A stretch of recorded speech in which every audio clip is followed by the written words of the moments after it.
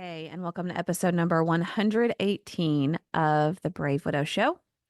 Today I talk with Kelli, and she shares just the incredible story of the loss of her husband, of healing her heart, and of being open to what was next for her and rediscovering who she is and a life that could still be beautiful and one that she loved again.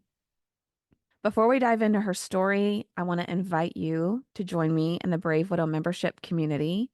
If you're interested in building a life that you love again, if you feel like you're stuck in grief and you're not sure what next step to take to move forward, you're not sure how to get past this feeling that life's just always going to be less than the life that you had before, you need to join us in the membership community.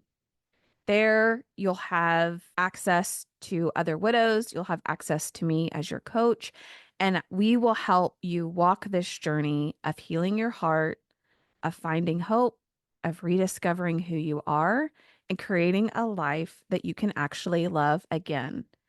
And starting this journey now before all the holidays come, they're going to be here so soon. It's already October, people. The holidays are going to be here. You know, you want additional support, guidance, and ideas for navigating this crazy time. Go to bravewidow.com/join, JOIN, and join the membership community today. Welcome to the Brave Widow Show, where we help widows find hope, heal their heart, and dream again for the future.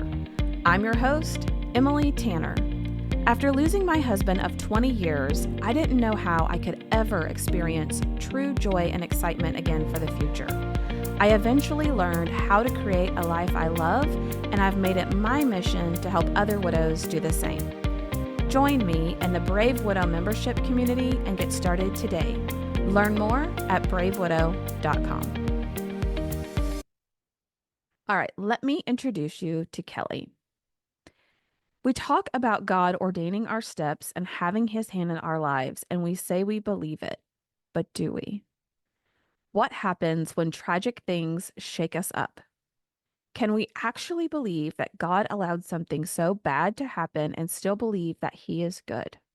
Kelli Koepke has a vast list of titles to her name, but adding widow at age 53 was something she had not prepared for.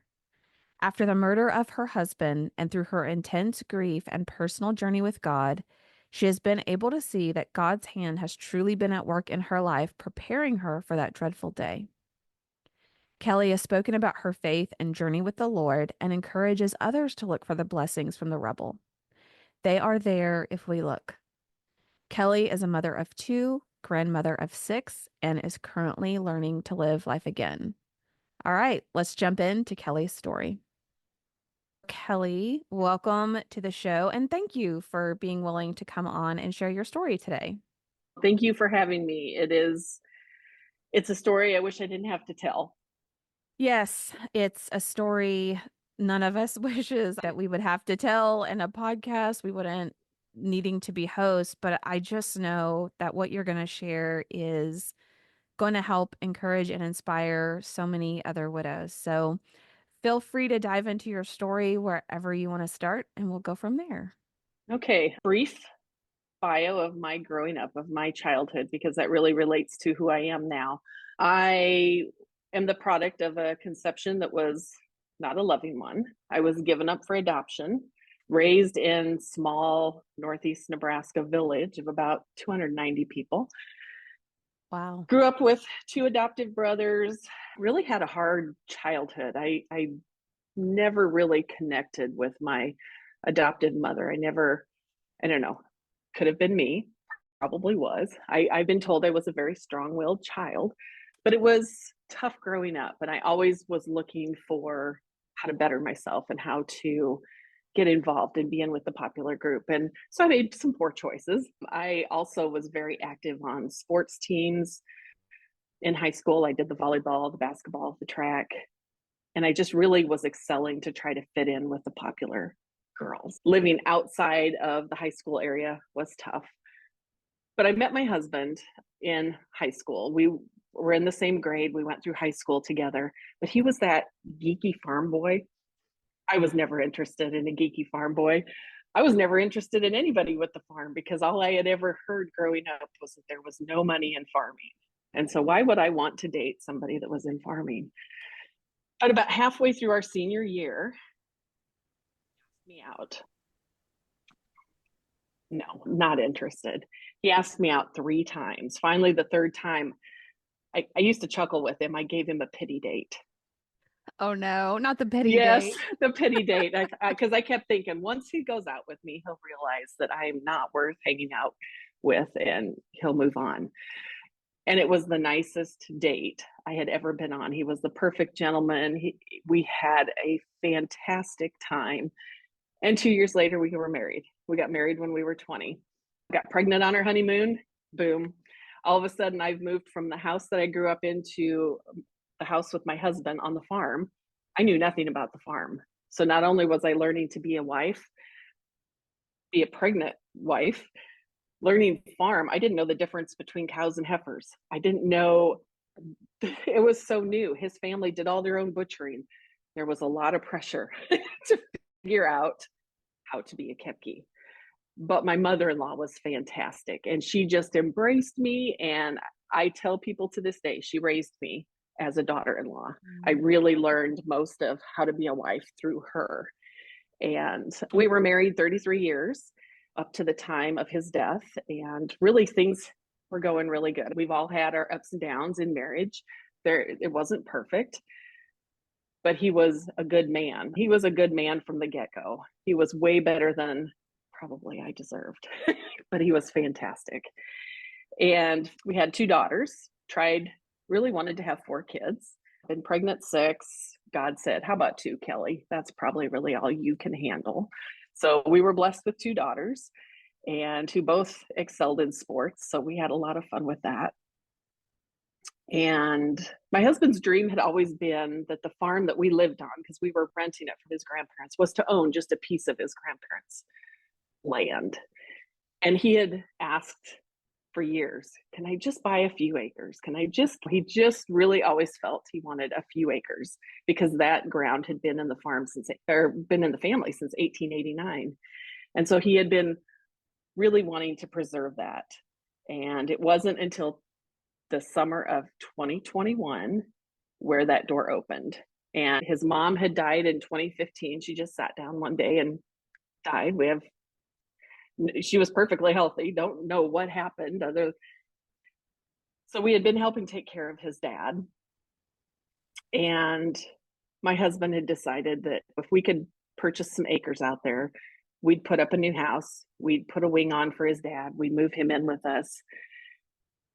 And his dad agreed. It just, everything was falling into place. It was like, oh my gosh, the door has finally opened, because for so many years it had been no. And I kept saying, okay, don't you think God has said no? Don't you think we should take this as a no and just move on, look at something different? We raised animals even when we didn't live out there. So we were out there twice a day choring. We were running back and forth to the farm, which was about 15 miles away, at least twice a day, sometimes 4 and 5 times a day during lambing and kidding season, calving season. We were out there a lot. But But the door had opened. he wasn't a guy that took no for an answer, I'm guessing here.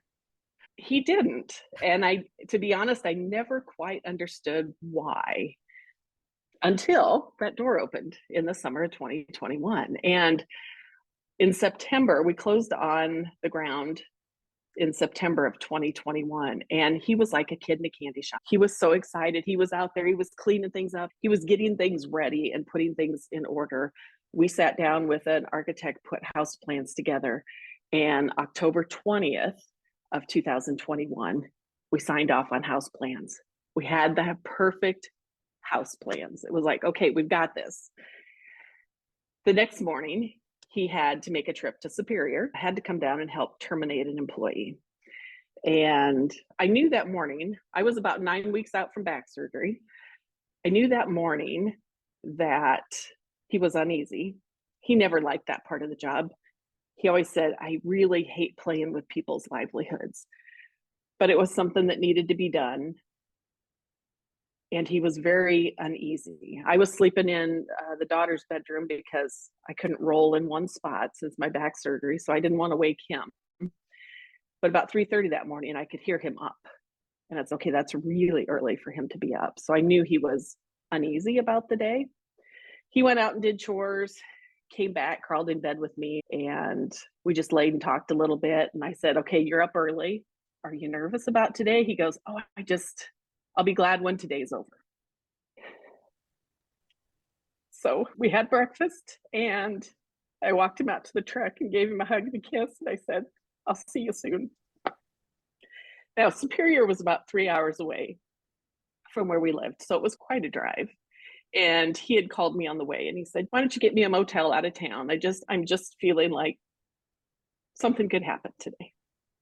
So I did. I found him a motel out of town, and he went on, and I went on about my day.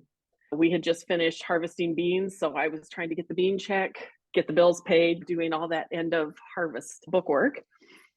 And I got a phone call about 1:30 in the afternoon from his secretary, the local secretary, and she was sobbing on the phone. And I thought, what is going on?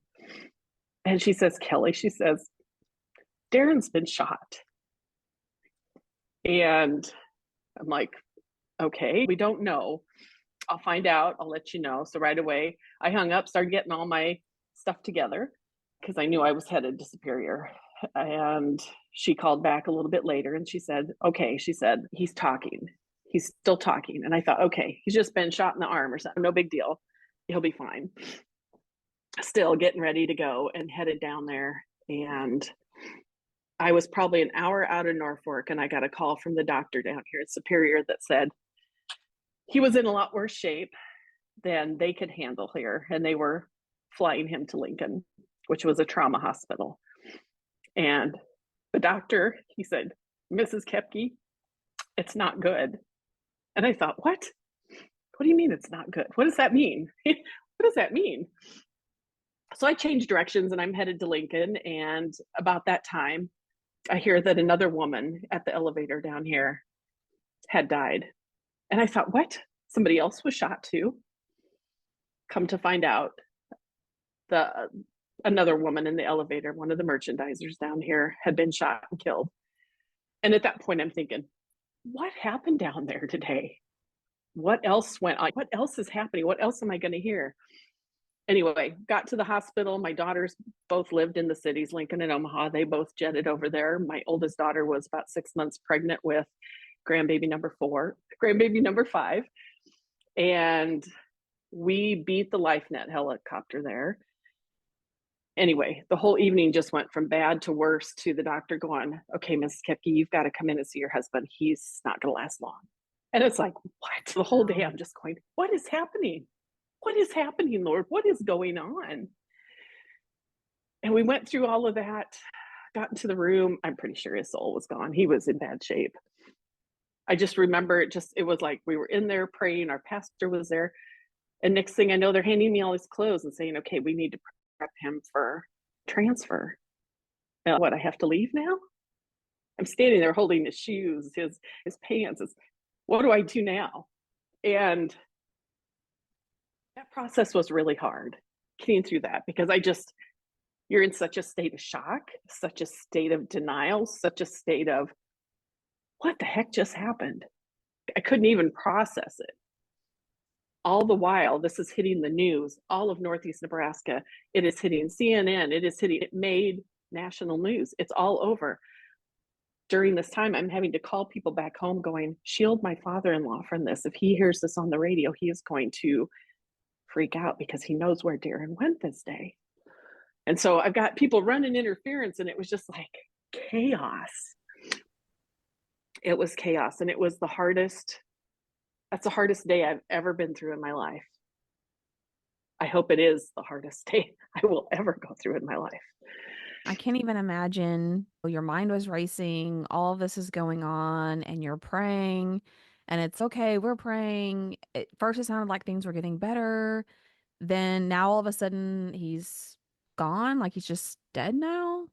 What Did you feel at that time you were questioning your faith at all, or you just felt like you were in shock trying to figure out your exact next step? What was that like? I don't think I was questioning my faith. I was questioning God. I questioned him a lot. It's, wait a minute, what is happening? Why would you let this happen? Why would you allow this to happen? We had all these great things coming up. We just approved house plans. We know where the house is.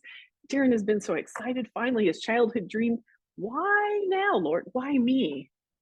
Why me? Why do I have to go through this? Why do my girls have to go through this? I remember crawling into bed that night, and that was as I was going into shock because I was shaking so hard. All I could say was, why, Lord? Why?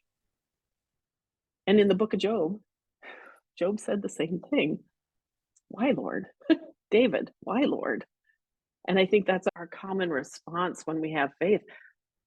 I've never been angry at God for this. Not once have I been angry at him because I understand that things have to happen so the glory of God is seen. I purchased a book, a little journal. I call it my blessings book. And I had to start writing down all the good things that I could see that came out of Darren's death, out of Sandy's death, the people in the elevator that are still struggling today because it was such a traumatic event. But there's so much good coming out of it. And we've seen so much good. And God has put so many people just to cross paths with me to share with them that there is hope, that there is hope.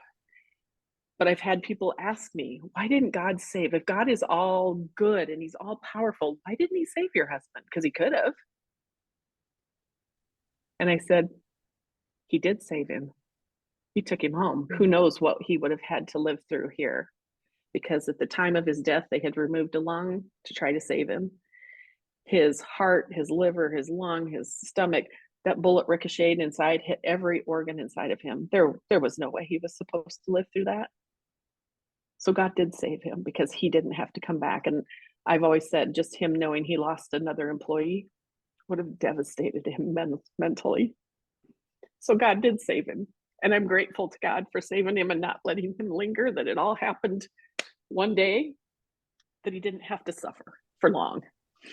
Yeah, So, it's so powerful. And in the moment, it's sometimes really hard to see that. I remember when I was headed back to the hospital to figure out what was going on with Nathan, I just prayed, don't let this just be a long, drawn out process. If he's gonna not be able to function, if he's gonna be miserable, if he's gonna hate his life, if it's gonna be months of ups and downs and not knowing, just let it be done. Just sit now. That's a really hard thing to pray for. But I also see other people that struggle on a daily basis because there are things that are worse than death. oh, absolutely. Absolutely. And it didn't come to that day. I didn't think of it that day. It took a few days later before it was like, oh, yeah, God did save him. He answered my prayer.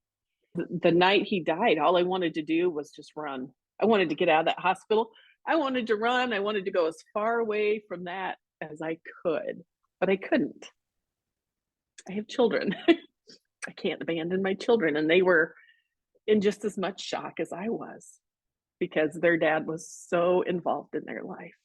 He was just like a big old teddy bear, wouldn't hurt a fly, just a good, solid man. I was more concerned that maybe my daughter would have pregnancy problems. It's, oh, Lord, please just don't let her lose this baby because of all the grief. You just don't know. Thankfully, she had other kids at home that kept her very busy. So I think she processed things a little bit differently, but Yeah. it got really quiet at home because, like I said, we had all these animals. I was just out from back surgery. So I had to immediately sell things. I had to get rid of the animals because I couldn't catch anything. I couldn't put them in the barn. I couldn't do anything by myself. So I had to sell all the animals because I'd go out there to chore and I would just cry walking around because everywhere I looked was my husband. And it was just too hard to be out there without him. And selling things was hard. It's stuff we had spent years building up genetics and bloodlines. And if you're from any farm background, you know what I'm talking about. That takes time and money. And we had built quite quite a little business. Yeah. Eh, So, what have the past few years been like for you? It's been right at 3 years or almost 3 years. And I just the fallout from losing your husband the way that you did, from having to sell off things that you had dreams for and that you guys had built, then looking at, okay, am I still going to build a house? Am I not going to build a house? Like, all of that is really hard when you're battling the brain fog and you're battling mm, just your own grief. What was helpful to you in those early days, and how did you manage to navigate all of that? the early days are hard. There's just such a, I'm ready to be through this because this hurts too much. I don't want to keep feeling like this every day. And where I had retired from the corporate world to help my husband on the farm, now the animals were sold. I had nothing to do. And so I sat in my house all day, every day, and I about drove myself nuts. About 6 months in, my daughter had said, "Why don't you move down to Omaha, Mom? Just come down, lease an apartment for a year, and just come down and just heal your heart." And so I did. I soon realized the city is not for me. It's very different than rural life. But I did it. I went down and I was only a mile from their house, so I could run over and play with the grandkids for 15, 20 minutes if I wanted to. And it was good for that season. But my prayer the whole year was, Lord, take me where you need me. I really don't think it's Omaha, but if it is, make it abundantly clear that you want me here. And I had been coming down to Superior where my husband was killed to check on his employees. I just felt like Darren said, you need to go make sure they're okay. You need to go look in on them. And so about once a month I was coming down here. And there was a couple of weeks in Omaha. I was driving around and I kept seeing the words on street signs and billboards, Superior, and I'd see names of some of his employees. So it just kept, and I would just smile. I would just think, nice little God wink there. But after a couple of weeks, I finally stopped and went, wait a minute. Are you telling me that I should go to Superior? Because Superior's a great little town, but there's not a lot here. Right. It's so I thought, okay, I'm going to investigate this and God will make it known if I'm supposed to be down here. So I came down here one weekend and looked for houses because I knew my house back home. We were already planning to leave that to build a house at the farm. So I had already said goodbye to that house. And I felt God saying there was nothing there for me anymore. My chapter, that was that chapter, and that chapter was closing. So I came down one weekend and I looked at some houses, pulled up some, met with a realtor, had her sign a confidentiality because I didn't want anybody to know I was house searching because I didn't didn't want any of that to get out. And I looked at these houses and I thought, nope, this isn't where I'm supposed to be. All the houses needed too much work. I couldn't do any of that. And just as I was getting ready to leave town, the young man that showed me a house, he goes, "Hey, I've got a friend that's thinking of selling his house. It's not on the market. Do you want me to call him and see if he'd let you look at the house?" And I said, "That's great, but you're going to have to do it now because the bags are in the back seat. I'm leaving town today." He called him. He said, "Yep, she can come over." Drove up in front of the house that I live in now. And I just stopped and I was like, that's it. That's the Mm. house. I just could feel it. Come to find out, I knew the guy that lived here. I had met him before. He sold it privately to me. On the way back to Omaha that day, this is the part that really confirmed it for me, is on the way back to Omaha that day, I was just lamenting to God about everything and being nervous because this is, again, it's 2.5 hours away from my kids. Is this really where you want me to go? And Lord, if it is, you have to help me sell my house back home because I'm too tired. All I had been doing was selling things and running here, running there, doing this, doing paperwork, headstone, all the stuff. And I just need your help. You have to help me if this is where you want me to go. And 30 minutes later, not even joking, 30 minutes later, my phone rang from the gal who had temporarily been renting my house and asked if she could buy it. That's amazing. I laughed all the way back to Omaha. And we did the same thing. We did. So I bought this house the middle of May, closed on that one the end of May, bada bing, bada boom, truck movers, boom. I'm here. And the place I live in is just under 4 acres. So I have a little bit of space. So I have a little, I tell people I have a little piece of the dream that Darren was working towards. Plus, I own the farm that he wanted. So I rent that out for cash to live on. And it's just maybe that's why that all had to happen the way that did. God lined all that up and did it before we built a house, before we moved out there, before I had this house payment that I wouldn't have been able to afford without his house, without his paycheck. But God gave him 30 days of joy that he had waited his whole life for. And I'm so grateful for that because he was so excited. But here I am in Superior, Nebraska. And I had a friend call about 30 days after I had moved here and said, "So, are you still liking Superior?" I chuckled. I said, "I am." I said, "God moved me here. How can I not like it? He wants me here for something." So here I am.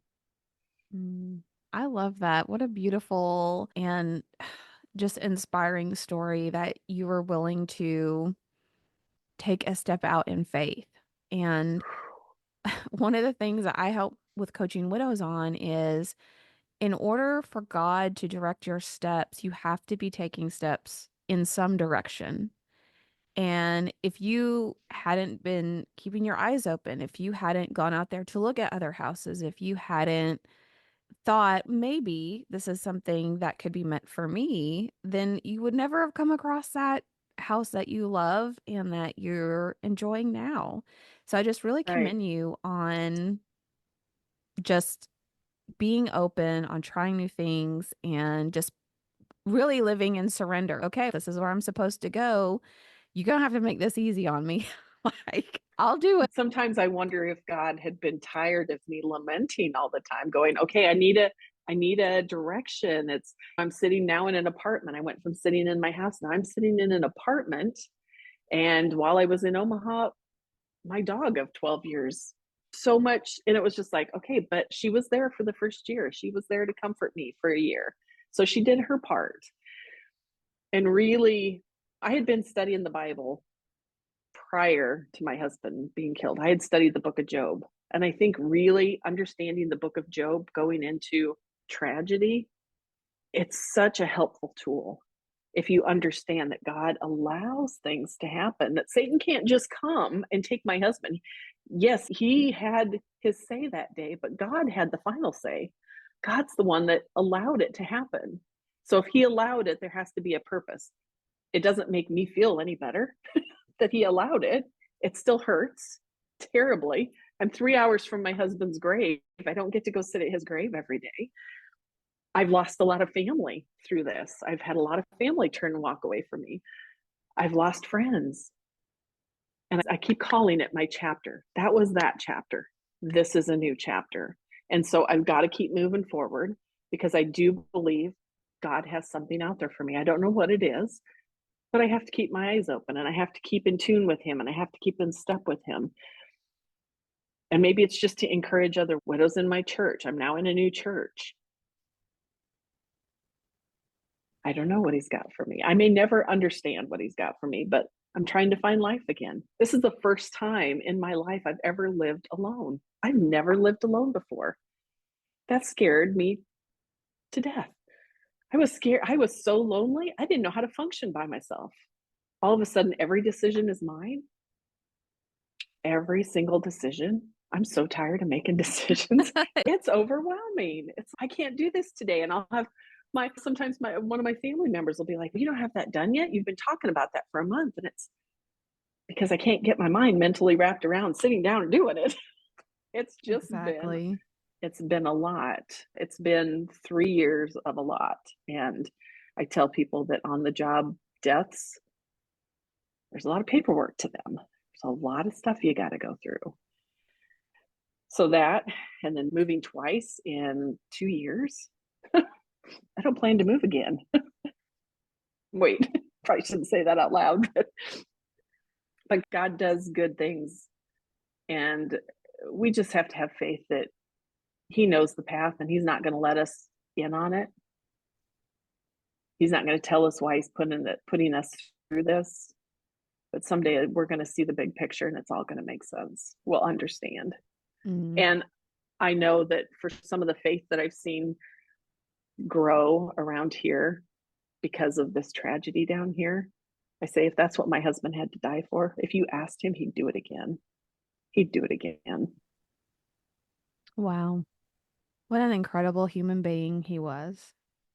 Yes, he was. So, I have a couple of questions for you as you've talked through that. One is, so what I tend to notice is that people of faith have different reactions in their relationship with God and the questioning and just, I want to feel close to you, but I feel like the rug's been pulled out from under me and I don't understand you, maybe like I did before. And you mentioned the book of Job, and I did relate a lot to that as well. And also I think for me, what I focused on the book of Job was like he lost everything, but God gave him a life that was just as beautiful, if not more than he had before. So for me, I wanted that to fuel my belief that some way, somehow, I could have a life that I loved again, even though it felt really impossible in the beginning. But for Yep. you, what really stood out to you about that story? Or for people maybe who aren't familiar with that, what were some of the key things that impacted you the most as you were walking through all of this? I think with Job, it was just how much he lost, losing his family. I can relate. Losing money. I can relate.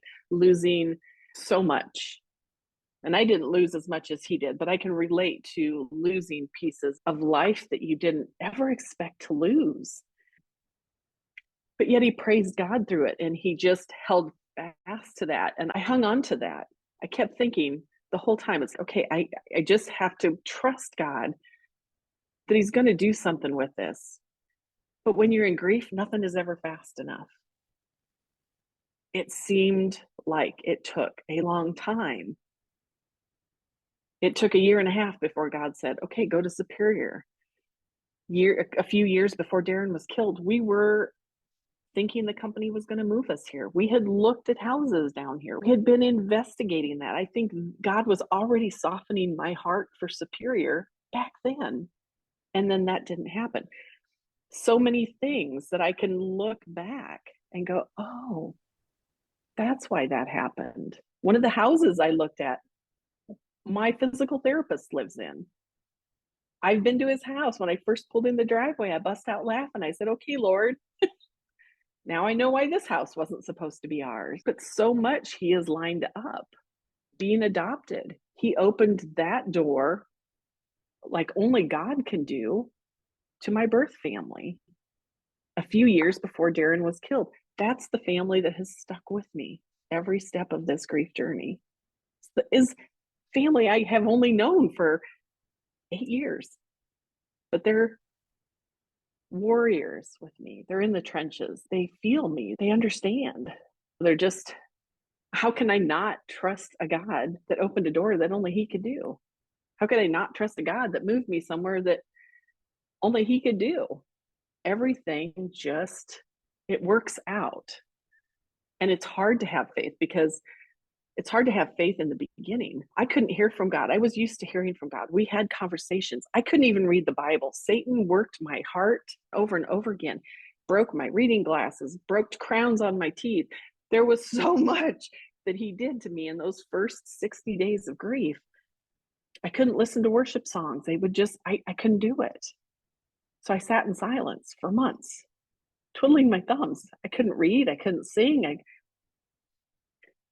But the whole time I just kept thinking one of the songs we played at Darren's funeral, great is thy faithfulness.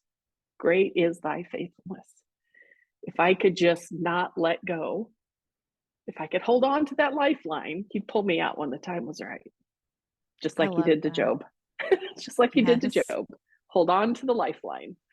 I love that. And I love that, especially as time went on, that you were looking for, like your blessings book that you mentioned, you were looking for the positives, not to be like, oh, my husband had to die so that I could have this great conversation, so that I could share my story on this podcast. But we can look at it and say a bad thing happened, period.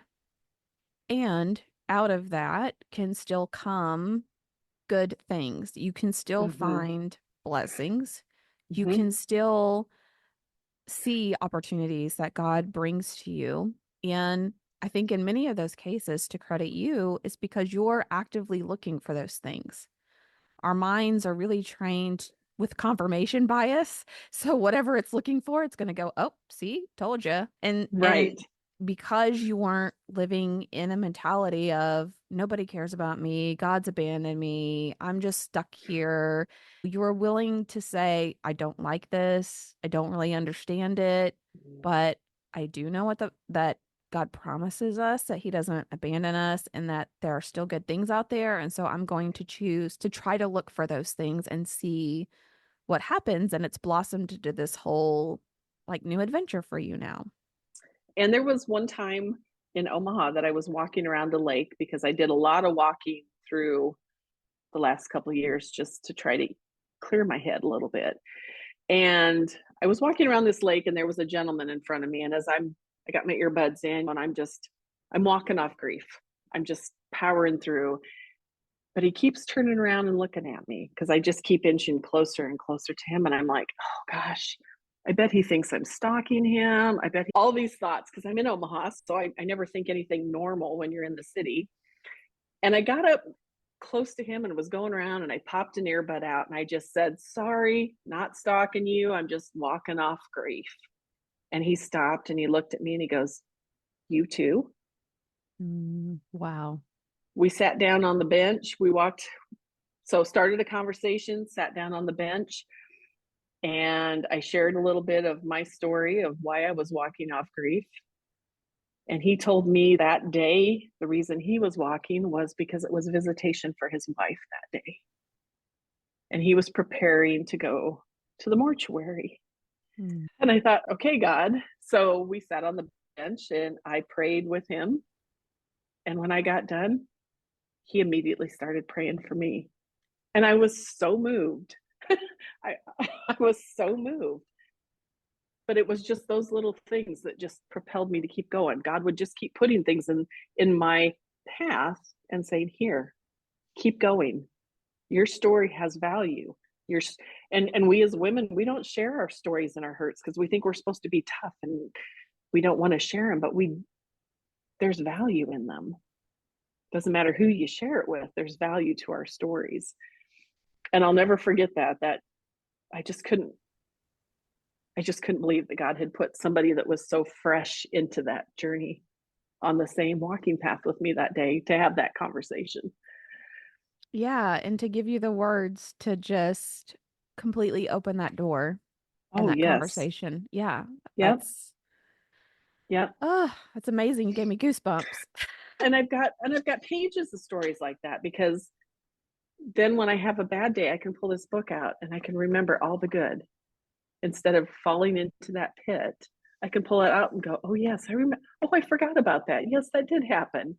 And remember the good that is coming out of Mhm. this because there is good. It still Oh, hurts. I still miss him every day.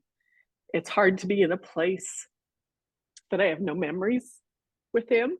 I don't have any memories in this house with him, but it's my new chapter. So it's time to make some new memories. yeah, it is. I think of that. I think it's from Night in the Museum, the second Love that movie where, movie. yeah, where he's basically, where are you going? I have no idea. I don't even know what I'm doing tomorrow. And Robin Williams is like, how exciting.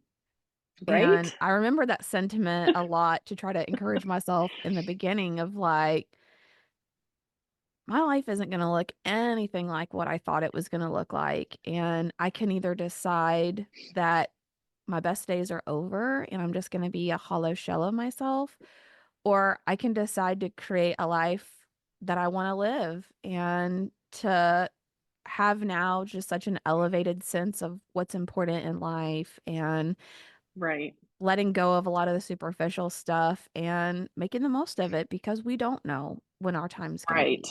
So, And my youngest daughter, they bought for Christmas for me a watercolored picture of the house that Darren and I lived in for 23 years. And it was so sweet. And so I had a little plaque made underneath it that just says last chapter, mm, just as a reminder that was good. And I don't want to dwell on the loss. I don't want to dwell on all the things that have been taken from me because, like Job, I believe God will bring me more good yeah. someday at some point. I mean, he already has. This is good. I'm so thrilled to be here. And I'm so thrilled that God has just held me up these last almost 3 years. Sorry if I'm so weepy today, but it's October. So I know I'm 20 days away from that craziness of the 3 year anniversary.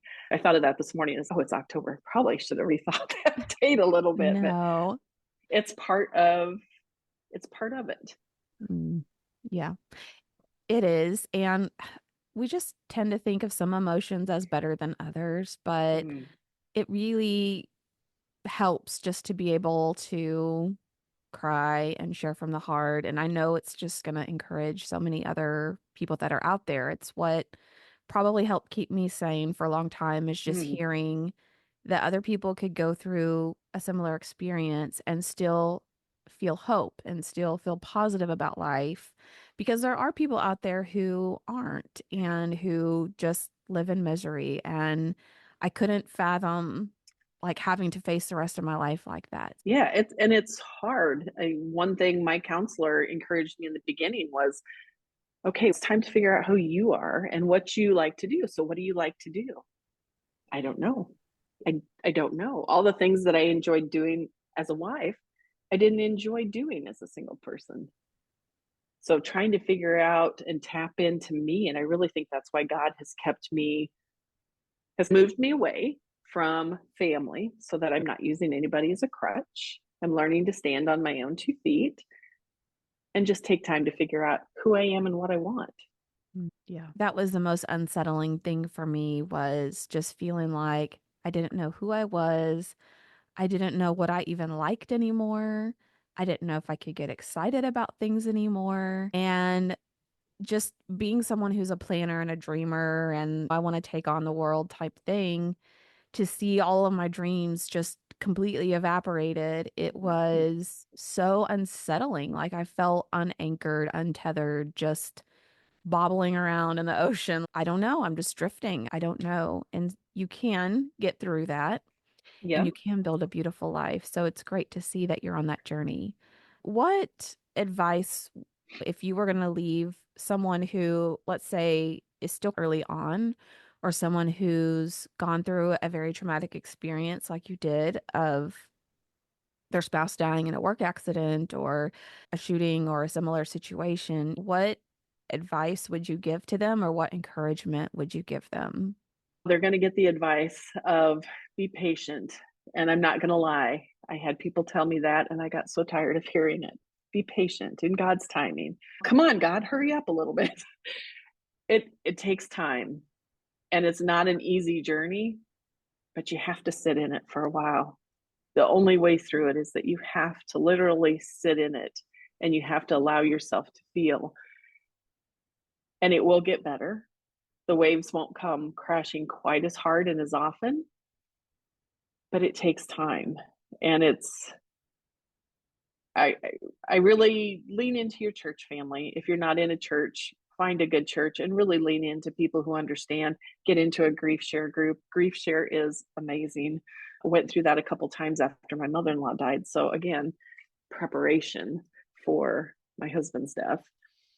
But just get a blessings book and every little good thing, write it down, put a date to it. The sky is blue today. That might be as simple as that. The birds are singing. The air is cool. Just any little thing. I love sunrises and sunsets. Go watch the sun come up. Go watch the sunset.